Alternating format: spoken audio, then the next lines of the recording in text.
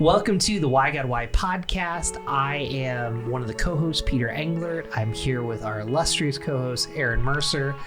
And then we actually have our fantastic producer, Nathan Yoder, who's going to be co-hosting with us today. We are here to respond to the questions you don't feel comfortable asking in church. Now, today's question, you might not feel comfortable asking in church, but there's even more to it. The question we're asking is, why can Star Wars teach us theology? We are here with a professor, administrator, 3 different hats. Yeah. The Reverend Dr. Benjamin Espinosa. Thank you. How are you? I'm good. How are you? I'm good. You know what?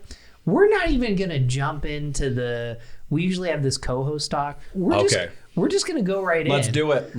Awesome. Well, can I hold on a minute, Peter? Let me jump in there. I'm excited about this. I want to give a little co-host talk here for a second. So first of all, I'm excited that this is coming out on May 4th, which is a Wednesday, by the way. So it's unusual for us. Yep. But you know what? Star Wars, 45th anniversary of Star Wars. That's Why right. not? That's right. So I wanted to say I'm excited. I've been prepping for this thing, Peter. I'm excited about it. I was watching last night. I've been going through season 2 of The Mandalorian. Fantastic. Again. Good. Because I'm really looking forward to the next season that comes out. Really, I'm looking forward to another Star Wars something. I think Obi-Wan is coming out Yeah, next. that's right. But while I was watching it, it kind of got me ready for this conversation because it's the episode where the Mandalorian is bringing the passenger from to a moon planet so that she can bring her eggs to go to her husband, blah, blah, blah. Anyways, they get stopped by 2 X-Wings who would tell them to, ping them and tell them who they are. He thinks he's scot-free and he says, "May the Force be with you." And they say, "And also with you." That's right. And so That's I'm right. like, man, right there, we've got a theological, cultural connection going on there. And I want to explore it. The show was awesome too. So Yeah, sorry, go ahead, Peter. yeah. I just had to get in there. I am very happy about it. So, Ben, we'll have you say a little bit more about yourself Sure. in the podcast. But Perfect. let's just kind of back up for our listeners. Why write a book about Star Wars and theology? No, that's good. I'm so glad to be here with you all. I'm really looking forward to having this discussion. So what happened was a few years ago, there was this book series that my friend Matthew Brake started called Theology and Popular Culture. So what he noticed is that there were a number of book series on philosophy and popular culture, I think psychology and popular culture, looking at like James Bond, Star Wars, Star Trek, different franchises. But he noticed that there wasn't anything specifically on theology. So he said, okay, this is a gap in the scholarly literature. So he decides to go to this one publisher and say, hey, we should have this book series. And the publisher says yes. So there were a couple volumes during the time that I think they had the call for papers. So there was one on theology in the Marvel universe, which came out.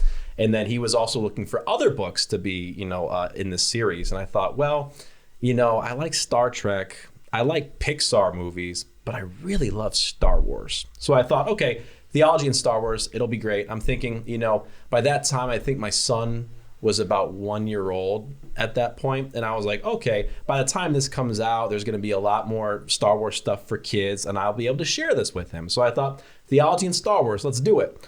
And that's what happened. So, got the contract and started soliciting my own call for papers since a lot of authors contributed to this volume.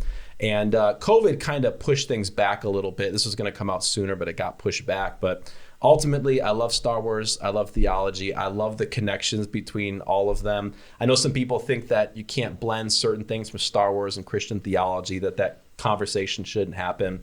But there's very much a lot of us who think that those conversations can and should happen because as Christians, we're called to engage contemporary culture with the heart and mind of Christ. So love Star Wars, love theology, love the intersection of the two. And that's why you have theology in the Star Wars universe coming to most booksellers near you in June, I think. All right. Yeah. Yeah. Okay. So before we get too deep, Yeah. top 3 Star Wars movies. Go. Top 3? Yep. Oh my goodness. Empire Strikes Back, The Last Jedi, Rogue One. Interesting. Wow. In that order. I think so. Okay. Yeah, it changes on a daily basis because I think about this every single day. But today, this is how I'm feeling, and I'm feeling contentious. So we're gonna have some good debates. So Nice. Yeah. So just for our listeners and viewers, I'm not really the theology nerd, but I am. Nathan and Aaron are going to be running with this. So now you two have to answer what your top 3 Star Wars are. that's right. What I will say too, it's notable that Nathan and I both have Star Wars shirts on right now. Yeah. We're sort of nerds. I I love that. Yeah. It's good. You do you. You do you. You want to go? What are your? Yeah, I would say number 1, A New Hope. I just good. love the classic Love it. adventure. You can't beat it. That's right. Empire Strikes Back, number Yeah. 2. Revenge of the Sith, I think, is my Okay. favorite. Yeah. Wow. Okay. There's a good argument that can be Yeah, made. For I mean, that. my generation is more the prequel era. Sure, you know. sure. I'm not Yeah. a purist. I like all kinds of Star Wars. That's right. so, That's yeah. good. I like Wait, it. this is a little too nice. I thought we were going to get contentious. Yeah, I want to affirm these ideas though. Before he destroys me. Yeah, exactly. This is great. Yeah. This is, but there you go. Yeah. Yeah, I I remember the original ones. And I mean, I was a little kid when they came out. I wasn't, not the 1977 one. But, Sure. But so I always feel a little bit bad when I say that my favorite one of all of them is Rogue One. Yeah. But I really like Rogue One. It's really a lot. good. I think that's really good. And also, I will probably have to go with after that. You know, I'm gonna go with Return of the Jedi. Okay. Yeah. Enjoyed Good. that one a lot. Maybe it's because of when it was in my childhood Sure. too. That's the one really I remember the best as a kid. Yeah. And the Ewoks are great. You know, so, and That's the right. speeder bikes, Yes. Love them. and then, you know, I think I'm gonna. It's a hard choice for number is. 3. And I know this is not a traditional choice, but I actually really enjoyed the Solo movie Okay. because okay. I think part of it was really like people weren't giving it a lot of credit. And before I saw it, and then when I saw it, I was like, oh, it's actually pretty good. I liked it too. Yeah, it's a a fun summer heist flick. movie. That's right. Yeah. Oh. I was totally down for it. It was good. So, Peter, Yeah. do you have any thoughts? I'd probably say... Wrath of Khan. Oh, poor Peter. Wow. No, I'd probably be Empire Strikes Back, Return of the Jedi, Rogue One. Okay. I mean, at the end of the day, and I could be like really wrong, as long as you don't say Phantom Menace is second to last place or the last place. Or Okay. I mean, are we like that's We can go there if you want. Is but- that the worst? Is that the worst Star Wars movie? That's Well, I mean, the do you- silence of nobody who wants to be torched All right. yet. Well, are you including like the Christmas special or something? Because that was pretty bad. I mean, I would say the 10, you know. Yeah. you gotta include 1 just through the 9, movies. Solo Okay. and Rogue All right. One. All right. Yeah. Yeah. I mean, Phantom Menace probably is. I mean, your collective silence kind of tells me you agree with me. No one wants to say Yeah. that any of them were bad. I mean, because none of them are bad. I disagree. I don't think Oh. that's my least favorite. I don't hate any Star Wars movie, but I would have to say it's either 8 or 9 for me. Mm-hmm. I don't think 1 and 2 I think are notoriously Yeah. they're the bad movies. I Yeah. think we're the prequels. Jar Jar Binks. I mean, come on. where the prequels are We'll talk. not very good movies. They succeed in vision. Yes. I think they do a very Yeah. good job of not filmmaking. There's a lot of mistakes you can see, That's right. but I think overall, what the story that George Lucas was trying to tell, I think I really got behind that as a kid. Yeah. Definitely. So, what I- didn't you like about the last one? I think there is just every single it started with 7, 8, and 9. It felt like they were trying to fix each other as they kept going, and Yeah. they weren't. If you watch, I watched all 3 movies back to back. I couldn't tell you what those 3 movies are what story they were trying to Yeah. tell. They're kind of making up as they go. it That's felt right. like. Yeah. And I think there's a beauty to some of that in filmmaking. Sure. But I didn't feel like there was an overall plan, and I enjoy seeing characters develop and seeing where stories go. I Yeah. felt a little unsatisfied. Well, the reason Sure. I asked that question is because I actually wanted to turn it to Ben too. Yeah. You know, there was some differences Yes. in those last Yeah. several movies, even narrative, even themes. I mean, That's right. as you were doing this work that you're doing, the soliciting articles and whatnot. I mean, did you see that come out a lot? That people had a hard time. Did they have to focus on one particular trilogy, so to speak, or could they get common themes from all of them? Or was there a disconnect? What do you see in all this? Sure. Well, first of all, I think 9 was the worst. I think The Rise of Skywalker just, like you said, I really like what you said. They're trying to correct each other as it goes on, but I think the corrections of The Rise of Skywalker were just not very, very good. And I really do like J.J. Abrams. I think he's done a lot of good stuff between Lost, and I think the Star Trek movies were pretty good too.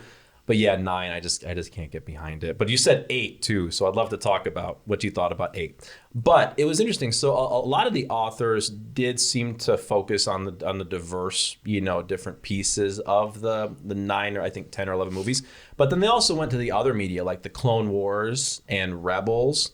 I'm sorry, yeah, I think Star Wars Rebels, and then also Mandalorian a little bit. So I made it so that the authors could respond to I think at least season 1 of Mandalorian. So since then we've had season 2, and then we've had the Book of Boba Fett too. So they've drawn on a diversity of kind of Star Wars media, and even like the opening chapter of the book. Written by a New Testament scholar named James McGrath. He talks about the idea of canon and even some of the expanded universe and legends and all that, and sort of what that how that impacts sort of what we think about theology in the Star Wars universe. Actually, so why do we nerd out so much about canon? I'm curious. It's interesting. So like, what's considered a real story, right? What's considered canonical and what's not? I think we want. Even though it's all fiction, we still want some truth in that fiction, I guess you could say. And I could go on and on about the problems with the idea of a canon, but I think we want canon because we want things to be settled. And I do think that we want sort of a set story when all you have like the fan fiction, right? We might not consider that canon, but it's stories and it's fiction and it's also valuable as well. So that's probably outside the scope of the conversation. I think this is really good because we're talking about Star Wars. I'm guessing if you're watching, you're interested. So I'm going to kind of nerd out theology wise because I can't believe I'm telling people this. When I was a student in 7th grade, I was part of a youth convention that did the Christian version of Star Wars. And it was some way to learn. So I learned how to look at this. You didn't even know. No, I learned the proper way to do a lightsaber. Okay. But the debate was like, so there's a certain camp of people that see Star Wars as a purely Christian. We can debate who the real Christ figure is and all of that. And then there's other people that kind of say, yeah, there's elements of Christianity, but there's definitely elements of Hinduism. Mm-hmm. There's definitely elements of this. So where do you kind of land and explain, like, this is a mystical, it's obviously fiction. That's right. How do you land on something like that? Yeah, so people often think of Star Wars as science fiction. I think Star Trek is science fiction, but I think that Star Wars is fantasy. So George Lucas is drawing on the Westerns of his day, right? He's drawing on Hinduism, Confucianism, some different New Age kind of stuff, mysticism, as well as Christianity as well. So I probably lean in the latter camp, that there are elements of Christianity sprinkled throughout, but there's other elements as well. And it's interesting. So the idea of a Christ figure, we always want one Christ figure. Oh, it's like Luke, farm boy from Tatooine. Jesus was, a farm boy from Bethlehem, right? It's not perfectly analogous, right? So people think of Luke as like the Christ figure, but maybe, Anakin Skywalker is the chosen one and then takes on this evil persona and then sacrifices himself and overthrows the emperor, and everyone's saved as a result, right? So I lean more in the latter camp, but I think that's an interesting conversation to have. It's like, who's the Christ figure? And I think you could make the argument for multiple people. So there's lots of Christianity sprinkled throughout, but it's not a perfect analogy. Yeah. So I want to know what the Christian way is to hold a lightsaber, first of all. But I didn't say there's a Christian version. Okay, but sorry. But it's, I believe it's up, down, side. Like okay. That's apparently that's the rhythm. I didn't even know that. So you probably have more Star Wars nerd in you than you want to admit. Do you happen to have any pictures of? I know. I want to see these pictures, man. In the show notes. That's right. So just to follow up on that, Ben. So not on the lightsaber part. Sure. Yeah. So you were talking about how there are elements that you can analyze within the different characters of Star Wars. Mm-hmm. Some of the heroes are some of the villains who become heroes. That's right. Yeah. you had, when I was looking over the table of contents of the book that you have coming out soon, it looked like there's a lot of great articles in there. One that really caught my eye was this idea of, okay, what about the Jedi and the surprise of violence? Like, what do you do with a Luke? You know, if you were to try to draw an analogy between Luke and Jesus, obviously they're very different. But if you're trying to teach something from that, what do you do with the fact that you have these warrior? I don't know if they're priests or what they are, but I'm curious. I know you didn't write that article, but I'm really curious what your thoughts are about that topic. Yeah, that's a very good topic. I think that chapter, it has to do with the warrior monk, and then also I think there's another chapter on like the non-violent Luke, sort of like the violent Luke, who's pro, being Jedi and everything, and then the Last Jedi kind of takes this kind of non-violent turn and ends up, not fighting or anything. He has, spoilers for anyone, right? He ends up having that holographic kind of thing happen at the end with Ben Solo and everything. So honestly, it's a tricky issue. And I do struggle with it, because on the one hand, you see Jesus who's flipping up tables and everything. He's telling his disciples to go get a sword. Then he tells them that those who live by the sword will die by the sword. So there's a lot of tricky elements to that. And you have different theological traditions that'll say things differently. Like Anabaptists will say that, the way of Jesus is nonviolent. And then you have some other traditions that might say that, war is justified in some case, violence is justified in the case of defending the oppressed, or in the case of self-defense. So I'll just say it's a good topic and conversation to have. But when you look at Jesus, how he acted, how he approached things, the way he interacted with the powers that were at the time, I honestly think that you can have a good conversation about those things. And, the topic of the podcast is why Star Wars can teach us theology. I think that it's a good conversation partner, because you start to think about, okay, is Luke Jesus? Maybe not. He said this, he did this. Okay. But in that conversation, you're figuring out who Jesus really is. And I think that's the beauty of all of this. So. And I think to go on to that, these Jedi Knights, we often think of them as like, oh, they're the good guys. Yes. They're awesome. That's right. Realistically, they're more like the Pharisees, if anything. Because they're these people who literally sit, and I'm referring to the prequels, they sit in an ivory tower. Yes. They ally themselves with the Senate. I'm really going in there. Do it. Yeah. And they're just basically they're allowing the Senate to kind of tell them what to do so they can keep their power. Yes. And it even goes to the point of, you hear Yoda like doubting the prophecy of the chosen one. Like, is Anakin really the one who's going to bring balance to the Force? Yeah. Who's this Jesus guy? Like, exactly. They're even doubting that. And I think that's kind of how theology can kind of bring into it. It shows us parallels to our own life and how we can. Exactly. It's a lot easier to watch a movie and be like, oh, okay, I can see how that can relate. Whereas like the Bible, as awesome as it is for storytelling, like, we're just in our Western view, like, we're more attached to characters on a TV screen. That's right. It's like text. That's right, absolutely. And it was interesting that you brought up the Pharisees. So, the Pharisees get a bad rap, but ultimately this was a group of people who were trying to protect their religious and ethnic identity, like, over against Roman colonizers, right? And Jesus, comes along and says, he's probably closer to the Pharisees in terms of thought and practice than he isn't. But he's also, condemning the hypocrisy therein, right? But you're so right, though, and that's why I love the prequels, because it gets in these power dynamics. Like, when you go to the original trilogy, it's all like individual, hope and destiny, these kinds of things. But then the prequel really broadens it out. So we can debate Jar Jar, we can debate the acting, we can debate the CGI, but the power dynamics, the political dynamics, I think they can't be overshadowed. And that's the main contribution, I think, of the prequels, and helps enrich storytelling, I think, throughout the whole franchise. So help me out. I actually had never thought about that. So I appreciate all of that. Yeah. So let me use an example from another Netflix show. So I love Cobra Kai. Sure. And in the first Karate Kid, it was Daniel-san is good. Mm-hmm. I'm blanking on the other guy's name. He's bad. Yeah. And so I guess, like, is it because in the 70s and 80s we had this picture of good and evil, and that's a beautiful picture throughout scripture. Mm-hmm. But now, like, in the 2010s and the 2020s, there's this huge push to have a more dynamic understanding. Now, I guess my struggle with that is, on one hand, it allows you to have grace for your enemies, but then on the other hand, are you diluting the story And I think Star Wars kind of did this better than Cobra Kai because it's a little bit more human. Yeah. But how do you manage that tension? And especially, it's not like George Lucas in 1970 whatever sat there and said, you know what I'm going to do is I'm going to do these three. I don't know. How do you navigate that tension? The black and white, good versus evil, to the gray.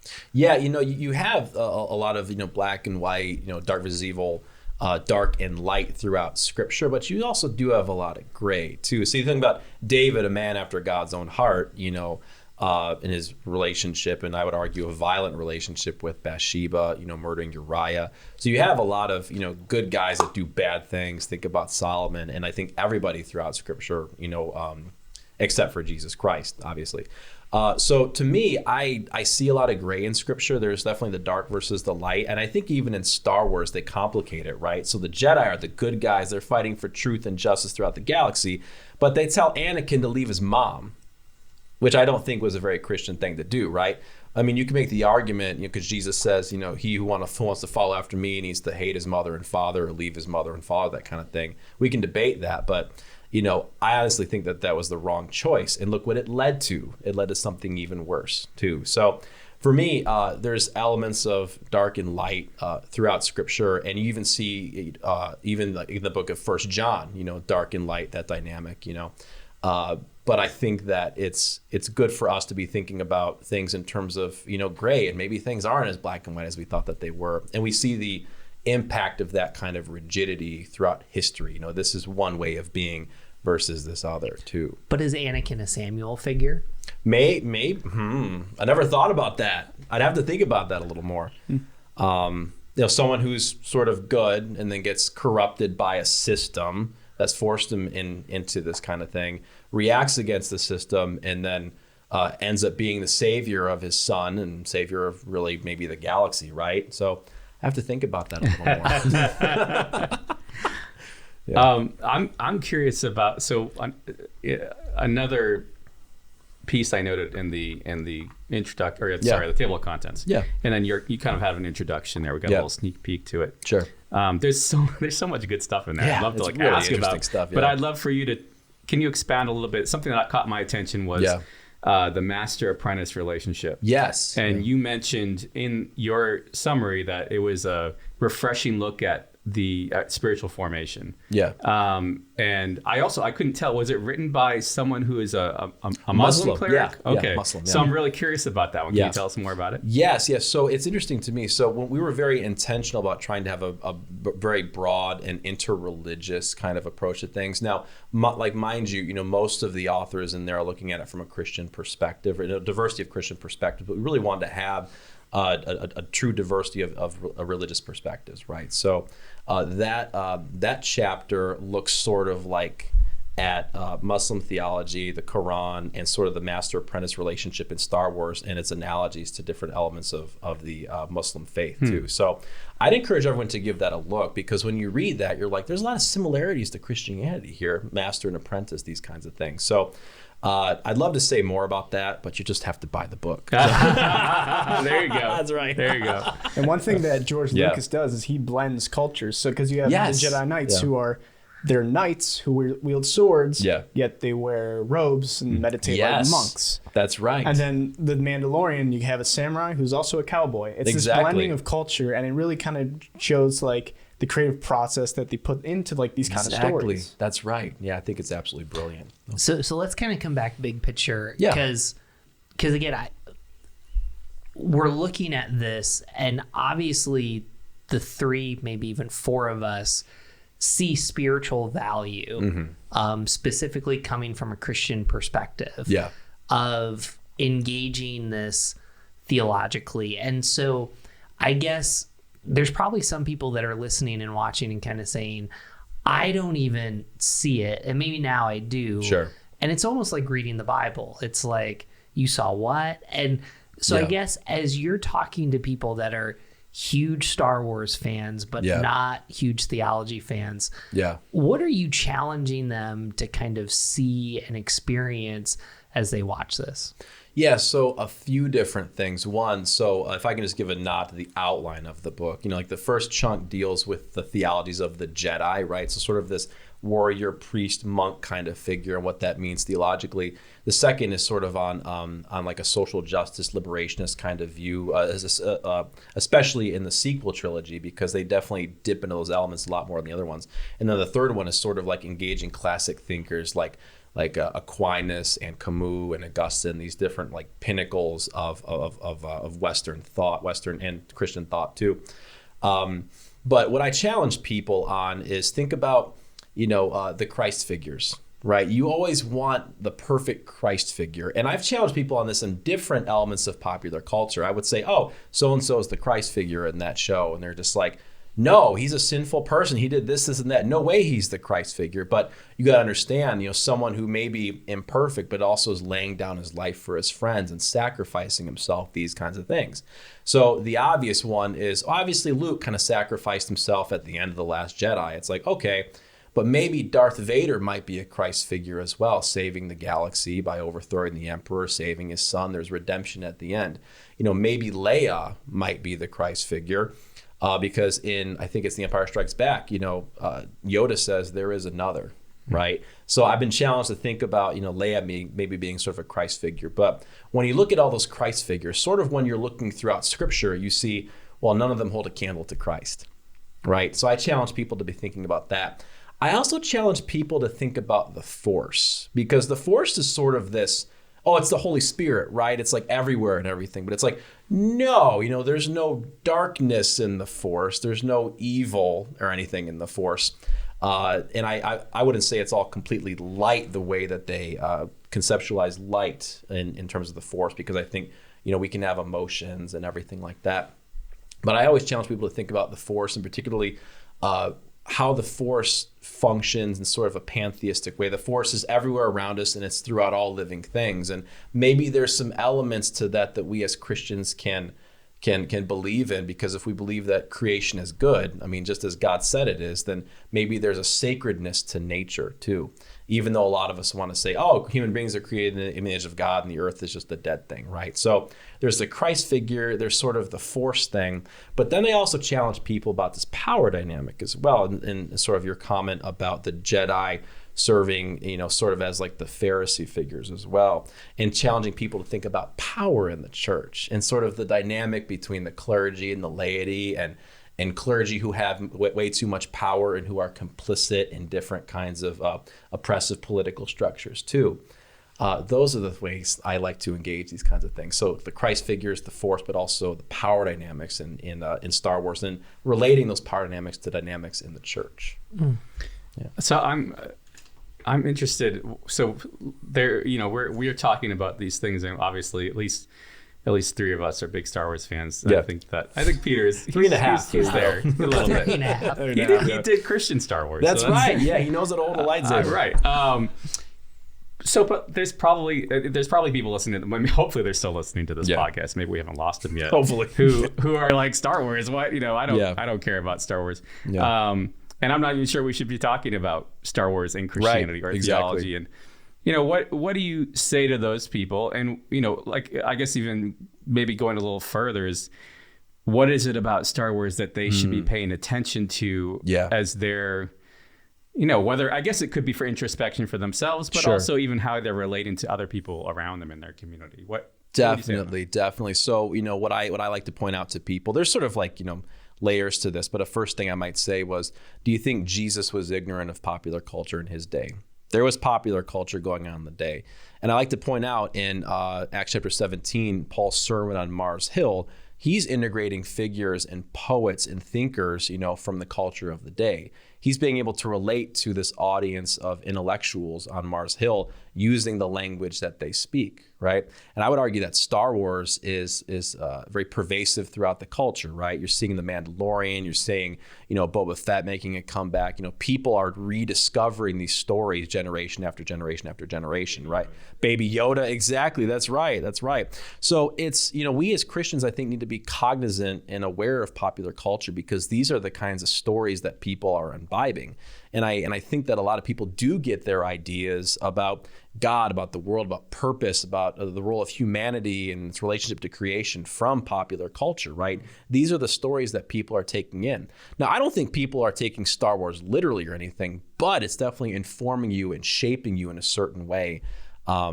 So that's where it's the engaging of popular culture that I think is helpful, because so many people are partaking of it. I think we as Christians are called to help people think Christianly about things, to be Christian, and to have good conversations. I think Star Wars is a good conversation partner in regard to theology. So that's what I would say to that. And there was another part of your question I forgot. I think that hit Okay, most of it. good, Yeah, good. that was Well, good. Yeah. What I want to do right now, Yeah. I actually want to ask Nathan. Yeah. And then I want you to respond after Nathan kind of goes there. So Nathan, you're Gen Z, Sure. right? I'm 1997, so I'm on the border of millennial and Gen Z. Yeah, young So- millennial. So, So it you're- depends how I'm feeling during the day. Yeah, So that's you're right. a young millennial Gen Yeah. Z. Do you get frustrated by, like, because you're really energized by this conversation and you know more about the theological dynamics than I do. Do you get frustrated by people kind of saying, like discipleship and following Jesus needs to be this pure play, read the Bible and pray?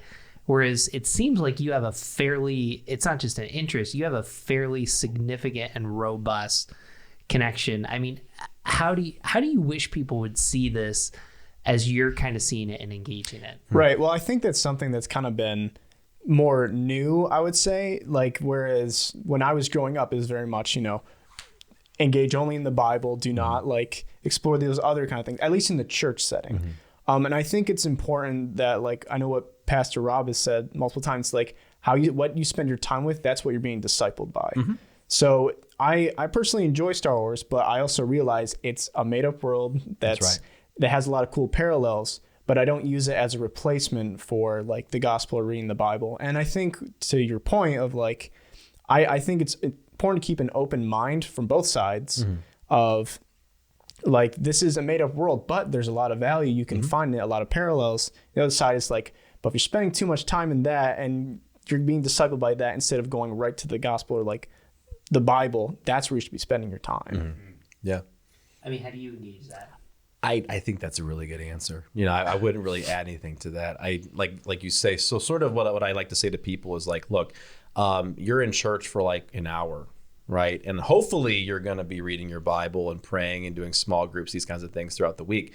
But if you're not, you're doing a lot of other things. You're watching sports, you're watching, cable news, and these kinds of things are informing you and shaping you in certain ways. So it's one thing to think about, okay, well, I am a Christian because I believe these things, but in what ways are these other things habituating you toward? Are they causing you to be more and more like Christ, or are they leading you away from Christ? Now, we can talk about whether or not Star Wars, leads me to Christ or anything, but as a Christian, I get to think about these things, right? And it helps illuminate some of my understandings of redemption and humanity and hope and these kinds of things. So I loved everything you said. I think that there's I loved those answers too. Yeah. I think there's also a connection that you can make. So I'm going to step back for a minute, and I can't remember if it was C.S. Lewis who said this or not. Yeah, it's all good. Lewis Institute, don't get upset with me if it's not right. But like somebody, and I think it was Lewis, talked about how there can be more truth found in myth than sometimes, if you're reading the paper or whatever, something like that. And as you're studying myth, like a Star Wars myth, you mentioned fantasy, you can pull truths out of that. And maybe that makes you, as a Christian, I guess it could help you explore truths that, like you said, it's not a replacement for reading the Bible. And that's where the truth is, but maybe it can help you get a deeper appreciation for it. And for someone who is, not a Christian or not yet, maybe it's a way to explore. I mean, at the end of the day, Jesus is the way, the truth, and the life. Well, if myth helps you think about what might be true or not, I think that's the beauty of where your book is coming from. Exactly. So like, think about Tolkien, right? Who doesn't love Lord of the Rings, right? Think about C.S. Lewis, right? These are good, like Language of the Wardrobe, these kinds of things. And then you get into like Harry Potter and people are really skeptical. But Tolkien has like wizards and stuff too, and like evil spells and all that, right? And I think Star Wars is sort of in that camp of things, right? So I think as Christians, we need to be responsible consumers of culture, engaging culture with the heart of mind of Christ, and ultimately using these things not only from our own enjoyment, because I think there's something to be enjoyed about these stories. I think God wants us to have good things and enjoy these things, right?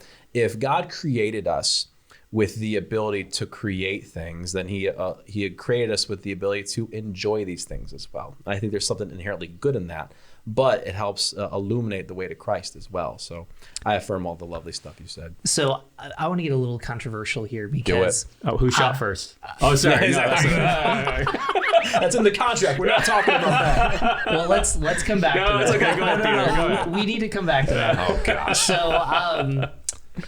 So like when a pastor falls, and Yeah. if you read this book, there's a lot on clergy. So That's the pastor falls, there's a tweet that comes out that says, for every moral failure that there's a pastor, there's 100 That's right. that didn't do that and were faithful. Yeah. But the reality is, like, there's still pain and hurt. Yes. And so you brought up the power dynamics. You brought up Nathan brought That's up the right. power That's right.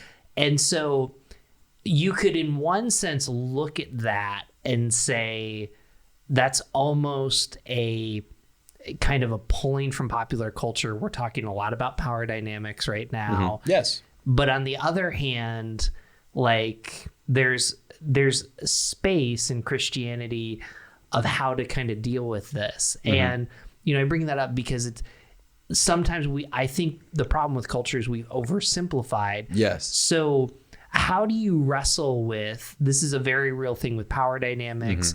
There's good leaders, there's bad leaders. No one's perfect. Yeah. But how do you kind of filter through the complexity of this situation? Well, you know, and maybe someday we'll have George Lucas on here. Yeah, that'd be great. I'd love that. But like George Lucas is saying, I just wrote a story and tried to. So how do you kind of work through those complexities? Because it's not all wrong, not all right, but there are some legitimate perspectives and things. So yeah, I'm curious. I want you to clarify a little bit of that, like the complexities around what specifically. So that's a great question. So like I never heard before that the Jedi could be Pharisees. Oh, really? Okay. So yeah. I mean, went right over my head. Yeah. So here's spiritual leaders, and the rest of the movies, Yoda is really great. Yeah. And right now in our culture, we're talking a lot about power dynamics.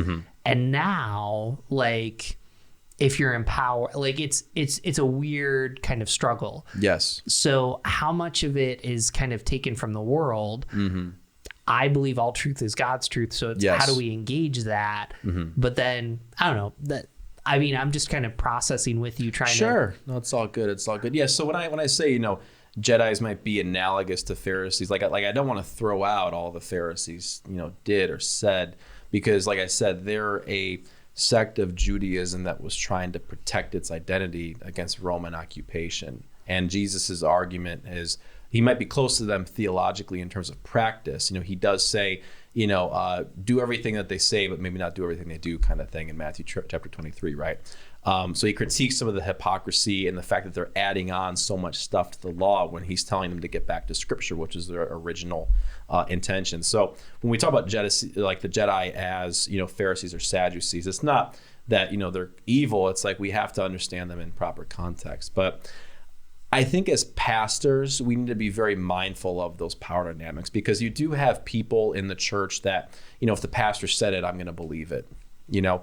But at the same time, you do have people who are extremely skeptical of the pastor, which is why it's impossible to be a pastor, right? So it says, you know, in 1 Timothy, I think, you know, the person who desires to be a pastor desires a good work, and there's all these different kinds of expectations that the pastor is going to have, and he even says, I think in James, you know, those who desire to teach, you know, they're going to be judged a lot harsher as well. So we need to be mindful that what we say and what we do carries extra weight as leaders in the church.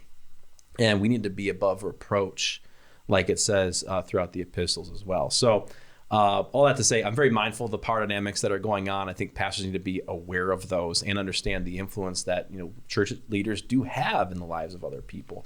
And for some people, it might be an outsized influence, and some people it might not be influenced at all. So Well, yeah, let go ahead. me ask you through that. Yeah. Is it disorienting Yeah. to move from the first 3 Star Wars to the prequel? I'm probably not even saying that right. It's all good. Yeah. Or is it does it make the story beautiful? Like, I don't know. Yeah. I love to hear you all. Yeah. Go, what do you think? I mean, if you're saying like going from 4, 5, 6 and like the transition of like what the government structure was of 1, 2, and 3, I think it shows like it's a Greek tragedy pretty much. Like it's almost like the fall of the Roman Empire. It's like they were defeated from the inside. Like Anakin was corrupted by the devil, and it ended up being like he's not the chosen one, or they don't think he is. Exactly. That's right. But then he turns on them because he thinks he can control his future and ends up turning on him. Yeah. And I think that world is a little more interesting, and just seeing the drastic change of like 1, 2, and 3 has this thing where like, oh, we're all the good guys and everything. And then they even start to not see like these subtle little things that are happening, especially with Anakin. Yeah. And that's what totals the entire government, transitions to 4, 5, 6. And then 7, 8, 9 is just kind of 4, 5, 6, just reskinned. Yeah, that's right. So are you saying it's not disorienting to you? It's actually much more of a reality to life. I think 1, 2, 3 is far more realistic, as because 4, 5, and 6 is very much like, we're the good guys, like rebels versus evil people, where 1, 2, 3 is like, who are the evil people, who are the good guys? And I find that a little more interesting. Yeah, definitely. Think about this though. Why did Anakin turn to the dark side? Yeah. I would argue it's because of love, because Palpatine says, you could actually bring back those that you love, by turning to the dark side, So, yeah, we don't like the complexity of that, but ultimately the reason he became Darth Vader was because of love, the love that he had for his mom and for his wife too. So go ahead. That's interesting. Yeah. Yeah. No. Yeah. Because his, I mean, I'm sure everyone has watched that. Yeah. Wants to watch that movie. He's watched it by now, yeah. but his mother falls to the hands of the Tusken Raiders. That's which, right. by the way, I'm really interested on why some of the new stuff is focusing so much on the Sand People. What do you think about that? What I would argue is that there's an awareness of the plight of indigenous peoples in the United States, right? So there's much more focus on colonization, violence, of how our nation came to be, and I think all of us are more aware of the role that they're just more and more aware of indigenous communities throughout the nation, right? And wanting to actually highlight those stories as well, and advocate for indigenous peoples throughout the nation. So that's sort of what I've read the influence, like the highlighting of the Tusken Raiders to be, is sort of the stand-in for indigenous peoples. Huh, that's really interesting. Yeah. I have to think about it a little more, but yeah, that's sort of my take on it. So Let's go a little lighter. yeah, so there you go. So who shot first? Oh gosh, I told you we're not talking about that. The answer is Han. Han shot first because, and the way it's supposed to be originally is, Han Solo is a bad guy who's only in for himself. He's going to take the shot in order to do whatever job he needs to do. He's not a good person at heart. It's through the story you find out, oh, I actually care for these people I'm trying to save. Yeah. I don't like the terrifying CGI of him doing that, that George Lucas edited in 1997. Yeah. Just to prove the point that no, Han's actually a good guy. Exactly. Yeah. And it's also the thing of him going back and forth and fixing things. Yeah. So it's Han. I agree. Yeah. So if we just settle that, I won't talk about it anymore. Yeah, no, we can stop there if you want to. You don't have a contrary opinion? Yeah. No, I mean the original one, obviously. That's right. Yeah. I think you go original on that one. That's right. So that's why it is interesting that you like the movies that came out during that period, the new ones, but you have a problem with the remastered one of the originals too. Right. So yeah, it's interesting. Yeah. I think that gets to the interest in canon and what is truth and what's not. And I guess that's why I hit that question early on. Why is that so important to people in a world where we seem to wrestle with truth and who can you trust? And, it's a story. That's right. It's Star Wars, but people really care about what is canon Star Wars, what is canon Marvel. Yeah. and they're trying to work things into the canon by having a multiverse. I mean, things That's like right, that. exactly. What's canon? Star Trek. There's a lot of stuff. We Yeah. care a lot about it, but why? And Yeah. what does that mean for And broader that truth? multiverse stuff is fascinating. Can you- They're brilliant doing that. Yeah. I think you should respond to that, but can you define canon for those that Yeah, canon is sort of this measuring stick, right? So sort of like, like within the scope of this is defined to what's been true and primary and authority on matters. So when we talk about the canon of scripture, we're talking about 66 books, and our Catholic brothers and sisters have what's called the Apocrypha, which is considered canon in the Catholic faith, but it isn't canon in the Protestant faith. So it's sort of like this rule for what we can follow in terms of life and practice, sort of the authority of what's considered to be true and good and primary in informing our way of life. So that's how I would define canon. And we could go into the philosophy and all that and problematize who gets to have voices in the canon, these kinds of things, what perspectives get put in the canon, obviously. Because you have a lot of people talking about, well, these certain books should have been thrown into the canon as well, but because Constantine had an agenda, then we only have 66, those kinds of things. But ultimately, your rule of faith and life and sort of what you consider to be authoritative and true. Yeah. Whereas in Disney, in Star Wars, it's what Disney thought was canon. Exactly, Right. yeah. So you have like the Legends or the expanded universe, all these good books and stories and different characters that are sort of like, okay, yeah, we're going to start over. This is what's considered true within the context of Right. Star Wars. And they're even trying to bring in elements from the Legends and the expanded universe as well. The So pseudepigrapha of Star it's Wars. the pseudepigrapha. There you Right. go. That's a good word. well, but that kind of goes back to Aaron's thought, which is like, why do people care so much Yeah. about the truth? Because we live in a postmodern society. We live in a society that, if it's good for you, it's good, Yeah, that's right. And so, but we have this entertainment fantasy Yeah. that people are legitimately debating. Yeah. Did Han shoot first? Exactly. Yeah. Yeah. I think it's because people, well, first of all, selfishly, I don't want to spend time reading all the stuff that's been written about Star Wars. I want to be told, okay, yeah, this is sort of the limit on the story of Star Wars, right? So they're trying to maintain control of the story and the characters and the universe and everything. And I think it's probably more of a, business decision more than anything else, obviously. But I think for us, like, we do want to be told what's right and what's wrong, what's true, what's not, these kinds of things, even though it's all fiction. Right? Yeah. So we're about to near, kind of the end of the episode. Yeah. Are there any other controversies we want to bring up? Oh, man. I mean, I feel like I can go through the table of contents, and there's like all sorts of stuff. I liked The Last Jedi.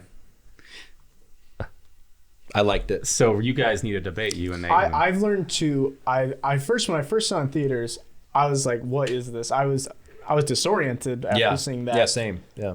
But then I started to see like, oh, that's why they did certain things. I grew an appreciation for it. But I don't think I still am more of like I grew up with 1, 2, and 3, so I enjoy that more. Sure, yeah. But it's definitely grown on me. Yeah, for me, I was disoriented because I really liked all of the fan theories. It's like, okay, Rey is like might be related to Obi-Wan or something like that. That'd be really cool. Or what if Rey and Poe get together, that kind of thing. For me, what I liked about it is it took this really idealistic character, Luke Skywalker, really plucky rebel, fight the power kind of guy, and then he's like a grumpy old man now because his ideals haven't worked. And he's just like grumpy because of it, right? Tries to kill his nephew and everything. His nephew, worships Darth Vader, these kinds of things. I like that perspective. I like that Rey was a nobody, because we really wanted her to be somebody. But it's like, okay, maybe this Force thing, maybe fighting for truth and justice is going to be something that everybody can have. And at the end, you have the little boy looking up and he takes the broom and he uses the Force to get the broom and everything. I like sort of the democratization of the Force and of the Jedi and some of the ethos around that. And it really, I didn't expect any of it. So in episode 9, I really didn't know what was going to happen until they just put a bunch of stuff together, which I disagreed with. Right. So that's why I liked it. How much do you think the newer movies were impacted because the actress that played Princess Leia passed away? From what I understand, it was significantly impacted because before you had J.J. Abrams coming to direct Episode 9, you had Colin Trevorrow, I think, who directed Jurassic World, I think, right? And he had this amazing treatment, and apparently it was leaked a little while ago. So there's all different kinds of things, and Princess Leia actually has a pretty significant role in all of that. So it was definitely, I gotta think that it was definitely impacted. So I know we need to move towards the end here, but I'm just going to ask this question. So So go ahead. what do you think about the end, like the end of episode 9? Like I guess here's where I'm coming from, and you can respond to it, both of you actually. Ben, because Nate, I know you're in the filmmaking world too, so that the production world. I don't know. I wrestle with whether I like it or not. I was kind of wondering if at the end it would be like the good evil battle, and then they kind of all go away and it cancels. I mean, kind of with the question of why is the Force and the Jedi not around anymore? That nobody, But instead, it ended with not that, right? Kind of starts a whole new thing. So I mean, what do you guys think about that? Yeah, I'll let you go first. Well, from like a filmmaking perspective, I know there's like movies are not art anymore. They are simply just how can we make the most money possible. And that's just how the business world works nowadays. That's not cynical at all. Yeah, I know. Yeah, but would it have been more artistic the way I said it? I think so. Like people hate George Lucas.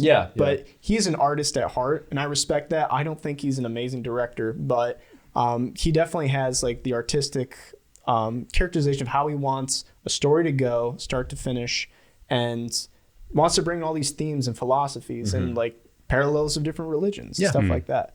But I'll say like the way 9 ended, for me, it almost ruins Anakin Skywalker's redemption arc because you have the Emperor come back, even though he was prophesied to kill him. Yeah. And now he's back, and they don't even explain why. Yeah, so I go back and forth because on the one hand, I think there's something very beautiful of Rey, and then she sees Luke and Leia, and she's going to take the name. She's no longer, alone. She kind of has this lineage that she wants to carry. There's something beautiful, but I like the idea of her being a nobody, that the Force is for everybody, that, anybody can be a Jedi, those kinds of things, right? So I still can't get behind Episode 9 because, literally, where does he come from? How does he get there? I know they're trying to fill in bits and pieces with different canonical things, but at the same time, I'm sort of like, why does it need to happen, right? I liked, Ben Solo was going to be supreme leader, and that was going to be a big fight between him and the nobody Rey, and I just had this whole vision for how Episode 9 could go, and none of it came true. They just played to, I think, fan expectations and hopes. So and there's a lot of theology too, and the idea that Rey is a nobody because God uses people who are nobodies all the time in the Bible, and I think there's something powerful about that. It's like you don't have to have the lineage of someone to be amazing. You could God can use anyone. And and that was a nice parallel. And then I know there's none of that, right? No. Yeah, man. Maybe there'll be another movie with the kid who's doing the broom thing. Yeah, maybe, hopefully. So Disney, if you're listening, that's right. And there might be a market for that. And he's Obi-Wan. Exactly. Oh man, that would be epic. Love it. On that note, well, let's close with what does Jesus have to say about this? And usually I go I'm gonna go first because I probably have the least amount to say, which is the classic thing that pastors say. That's right. Yeah. So here's what I'm gonna say. Yeah. If you listen to this episode and you wonder why theology and Star Wars go together, take your timeline, rewind it all the way back, and just re-listen, because we talked about Jesus throughout this. That's all I gotta say. No. You want me to go next? All right. So I love this conversation. Number one, because I love Star Wars. Oh yeah, that's right. But I also really think there's a power to it, especially as we are trying to wrestle with questions that are important to our culture, important to people within our churches, and to people within our communities who may not be in our churches yet. I think that this shirt that I'm wearing that has the Alliance symbol on it, people know what that is. That's right. And people connect with that, and that there is almost I don't want to say it's a spirituality, but there's something in them that connects to that. That's right. And that's important. That's important to note and to engage, I think. I was thinking, as I was thinking about closing this up, I was thinking about how, you know, when St. Paul was in Athens, he went to the Areopagus and he talked with the Athenian thinkers who were having real conversations like about spirituality, and they had the temple to the unknown God. Anyhow, he used all that to connect with them about Christ. Mm-hmm. And for Christians who may be listening to this and wondering, like, why should I care about Star Wars? I think that's an important thing. I think that's we need to use what people care about in our culture to be able to talk to them about real truth, to introduce them to truth. Absolutely. Yeah, mm-hmm. That's good. And I think also, like, I personally don't think Jesus cares about Star Wars at all. But I do think he cares how we spend our time and our resources. So if we're pouring into something that we enjoy, it has to reflect him in some capacity. Mm-hmm. And I think there's such, we underestimate the power of storytelling. Like in the Bible, Jesus, how does he like kind of show examples? Through parables, through stories. And I think if we look at Star Wars, there's also real life like similarities and stories that we can see in the real world. And I think going back to what we said before, what like 16-year-old guy or like kid really wants to read devotions or anything, but probably like Star Wars. That was me. Yeah. It was like I didn't really like reading the Bible, but then as I grow up, I could see some parallels, and that gauged my interest to be like, oh, what does this mean? And I would say it strengthened my faith as a Christian. Well, that's good. I hold the position that popular culture, particularly Star Wars, really is a reflection of the kinds of questions we're asking. So when I think of the movies, the shows, the music that's out there, it really reflects our priorities, what we think about our deepest hopes and dreams and fears, right? So to me, when you look at Star Wars, you're seeing a reflection of the stuff that we care about and think about a whole lot too. Which is, questions of hope and destiny, what's right and what's good. How do we advocate for the oppressed? How do we advocate for justice? These kinds of things, right? And ultimately, I think those answers, land with Christ. So just to riff on everything that you all said, because it's brilliant. I think this was one of the most fun podcasts just to sit back and watch you. So we joked, but maybe every May 4th, like we're just going to have to have you on. We'll just have to evaluate all the Star Wars media and catch up on that. So season 3 of The Mandalorian, we'll see how that goes. Yeah. For any like debates, the email is Ben Espinosa. That's right. Anyways, this is Why Gotta Why. Ben, the book comes out in June. We'll probably announce it, so just follow us on social media. Is there anywhere where people can follow you to keep up with this? Oh, I'm not really active on Twitter. I do have Instagram, so I might post something on Instagram as well. I think it's ben.espinosa35 or something like that. But the book will probably be cheaper. I think it's like hardcover, it's like $100 or something, and who knows what it'll be on like the Kindle, but at times during the year it'll be cheaper. So yeah, it's worth the investment though, I think. Well, we'll find out a little bit more about that. We are Why God Why. You can find us best at whygodwhypodcast.com. Subscribe to our email, and we'll to send you updates like this episode. And even if you made it this far and you're not a Star Wars fan, why don't you just forward it to a Star Wars fan? There you go. Anyways, thank you so much for joining us. We hope you have a wonderful day.